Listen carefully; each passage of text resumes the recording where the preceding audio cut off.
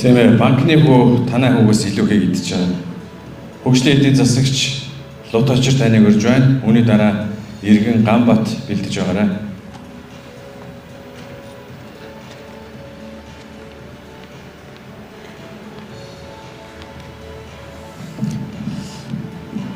За бүгдэнд нь хүний эрхийн мэндийг хүргэе.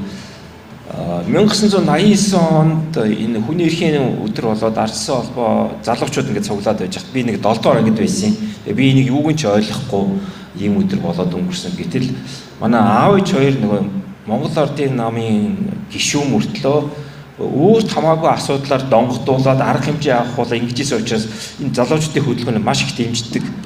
Одоо ч гэсэн дэмжиж Ардсан холбооны ийм ахмад гишүүд байна.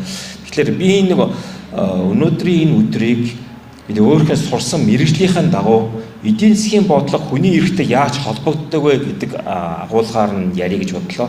Би өөрөө нэг хөгжлийн эдийн засаг сурсан. Тэгэхээр нөгөө арай урт хугацааны эдийн засгийн бодлого чиглэл зүүнний барууны ямар ялгаатай байдгийг гэдэг би нэг сурсныхаа хэмжээнд ярих гэж бодлоо.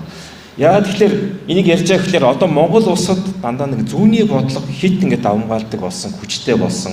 Одоо бид нар чинь 1990 онд те нэг социализмын бодлогоо ингээд өөрчлөөд ардчилсан тогтолцоо руу ороод бүх өмчийн хэлбэр ингээд хүлээн зөвшөөрдөг үндсэн хуулиар баталсан мөртлөө одоо хүртэл төр засгийн бодлого маань хит төрийн оролцоотой хувийн өмчийг гадуурхсан төрийн өмчийг давмгай илүү үздэг ийм бодлого хэтэрхийг яваад байгаа нь яг бидний өнөөдрийн ядуурлын яг үндэс юм аа гэдгийг би итгэл үнэмшилтэй байдаг. Одоо 1990 он болтол бол ер нь социализмаар явахдаа одоо бид нар чинь хувийн өмчийг бүр гадуурхдаг те үзэн яддаг яг баян үнийг бүр ингээд үзэн яддаг ийм сэтгэлгээ байсан шүү дээ. Одоо тэр чинь бол яг ингээд одоо төр засгийн бодлогот бол зарим хүмүүст бол одоо улсаасаа баян хүн байна гэж ийм ялгуурлан гадуурх юм бодлого байна. Яг үнэндээ хэлэхэд энэ чинь эдийн засгийн бодлого гэдэг маань нөөц хэмжээ маань тогтсон хэмжээтэй тэрнээс хүн болгоныг ингээд сайхан амьдруулах юм боломж олцоо байхгүй шүү дээ. Социализм бол ерөөсөө ингээд за чи нэг ингээд төр засгийн бодлогын дагуу ингээд явжээ энийг ингээд амьдрж ингээд зүгээр нэг өлөн зэлэн амьдруулдаг ийм систем байсан. Энийг бол 1990 оны залуучууд маань яг ингээд хараад ойлгоод хүний эрхээ мэдрээд ингээд гараад ингээд тэмцэл хийсэн. Яг нэг дотооддоо яг нөө наам байгуулагдсан иргэдийн хөдөлгөөн нэгдсэн яг ийм бодит органик хөдөлгөөн байсан байхгүй. Тэрнээс өмнө бол одоо манай нөгөө төр засгийн нам болон бодлогууд гаднаас импортлогдож орж ирсэн, гаднаас суулгаж өгсөн ийм нам бол ерөөсөд 70 жил ирэх болж явсан юм байгаа даа. Тэгэхээр ер нь тэр нөгөө социалисттэй нөгөө коммунитарны бодлого бол ерөөсөө ингээд хүн амаа ингээд бүр ялуурлан гадуурх те одоо баян үнийг үзэн ядуулах ийм сэтгэлгээн дээр яг хүний эрхийн эсрэг яваад ирсэн.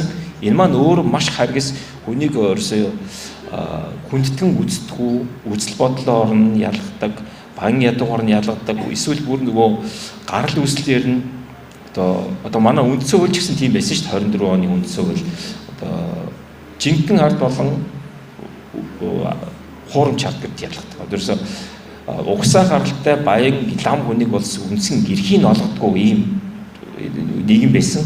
Одоо энийгээ бид нар болоод 90 онд хөдөлгөөнийг гаргаад 91 оны анхны тэр үндсэн хуулиараа бид нар энийг эрхээ тунгалсан ийм сайхан үйл явдал болсон юм аа. Тэгээ ер нь бол одоо зүүнний хит төрийн бодлого оролцоод ирэхээр яадаг гэхээр одоо төрийн өмчийн төсөв дээр маш өндөр оролцоотой байна. Тэгээ нөгөө төрийн өмчийн дарга нар шийдэж байна. Төрийн өмчийн компаниуд маань ороод ирсэн. Одоо нийгэм эдийн засгийн 80% нь одоо төрөөс хамааралтай байгаа. Одоо төрийн өмчийн компаниуд нь одоо яаж бид нар сонсож шээ. Тэгээл нэг нүүрсэн дээр авилга булгаа гэж ингээ Эрдэнэт ярьдаг, Эрдэнэс 5 толгой ярьдаг. Тэгээд оюутлогооч гэсэн төрийн өмчийн компани. Тэгээ ингээд яхаар ерөөсөө яг нэг хүний ажлыг 5 хүн хийгээд эдийн засгийн үүрэг гүйцэтгэх байдалд хараад тэгээд нөгөө нэг жилийн 80,000 төгрөг нэг юм төрийн одоо халамж гэдэг нэг хүмүүс ингэж хуурч байгаа юм шиг ядуу амьдруулад тэгээ тэр мөнгөөрөө хүмүүсийг бүр ингэ худалдаж авдаг ийм схем угсарчаад байгаа шүү дээ. Яг үнэндээ хэлэхэд бол одоо хүмүүс ядуу байх тусам тэр түр нөгөө мөнгөтэй хүмүүсийн иргэшээлт орон тэрний одоо юу гэх юм бэ одоо зүгээр хүүхэлтэй болоод тэр бодлогын дагуу л ингээд саналаа өгдөг тэрнийг дахиад сонгодог ийм нөгөө гурвангуй ийм нөгөө сонгуулийн тогтолцоо угсарч байгаа юм аа.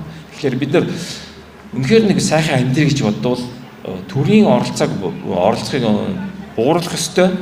Мөн эрхчлөөгөө бид нар шаардах ёстой л гэж би уриалмаар байгаа юм да. Баярлалаа та бүхэнд.